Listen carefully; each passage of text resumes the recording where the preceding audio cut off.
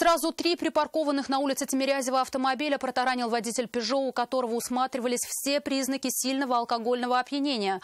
Мужчина сперва пытался сбежать с места происшествия, а когда не вышло, придумал версию, что за рулем был не он, а в крови, потому что сам жертва нападения. Юлия Гоголева с деталями. Пьяными гонять не нужно, вот и все. Владельцы разбитых автомобилей выбежали на улицу сразу же, как только сработали сигнализации их машин. Увиденное их не обрадовало. У Hyundai Solaris сильно разбита передняя часть, чуть меньше повреждений у Лады Гранта. У Рено только царапины. Неподалеку стоял разбитый Peugeot. Как произошла авария, догадаться было нетрудно, но были и непосредственные очевидцы происшествия. Услышала удар, звук машины.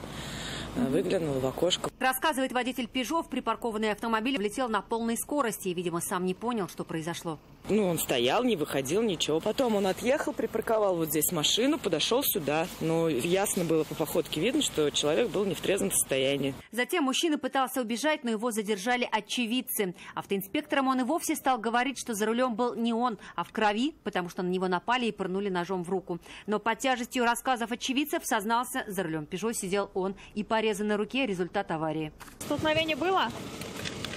Да, было. Вы сегодня выпивали? Нет. Просто, погодные условия, видите, какие. Случайно. Проходить медосвидетельствование на наличие алкоголя в крови мужчина отказался. Однако и без показаний приборов было видно, что выпил перед тем, как сесть за руль, он немало. Теперь ему грозит лишение прав и штраф 30 тысяч рублей.